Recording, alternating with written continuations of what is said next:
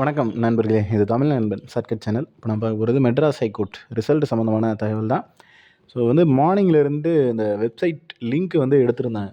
Morning பார்த்தீங்க அப்படின்னா, examiner reader பெய்லீஃப்க்கான அந்த லிங்க் அப்படின்றது டோட்டலாகவே அந்த இடத்துலேருந்து வெப்சைட்லேருந்தே தூக்கியிருந்தாங்க. பட் இப்போ பார்த்தீங்க அப்படின்னா, இப்போ மறுபடியும் கொடுத்துட்டாங்க. ஸோ மேபி ஏதாவது சம்திங் மார்க் 1, 2 கம்மியாக இருக்குது அப்படின்ற மாதிரி நிறைய சொல்லியிருந்தீங்க.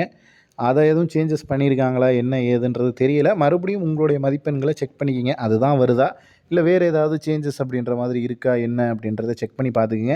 ஏன்னா மறுபடியும் கொஞ்சம் நேரம் எடுத்தாங்க, அதுக்கப்புறம் மறுபடியும் கொடுத்துருக்காங்க.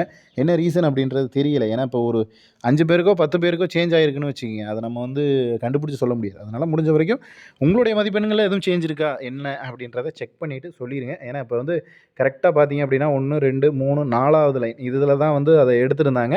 ஸோ இப்போ கொடுத்துட்டாங்க. அதே லிங்க்கு அப்படியே தான் இருக்குது. பட் முன்னாடி இருந்த மாதிரியே தான் இருக்குது. பெருசாக சேஞ்சஸ் அப்படின்றது வெளியிலேருந்து பார்க்கும்போது தெரியல.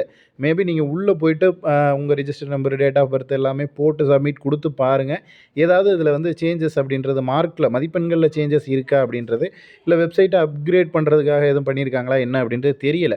பட் என்னன்றது அதை எடுத்திருந்தாங்க. மார்னிங்லேருந்தே என்ன நிறைய பேர் சொல்லிக்கிட்டே இருந்தீங்க, கமெண்ட் பண்ணீங்க மார்னிங்லேருந்து இல்லை அப்படின்ற மாதிரி. ஸோ இப்போ நம்ம செக் பண்ணி பார்த்தோம், மறுபடியும் லிங்க் ஓப்பன் ஆகுது. ஸோ உங்களோட மதிப்பெண்களை செக் பண்ணிவிட்டு என்ன அப்படின்றத சொல்லுங்கள். நெக்ஸ்ட் அடுத்த வீடியோவில் பார்க்கலாம். தேங்க்யூ.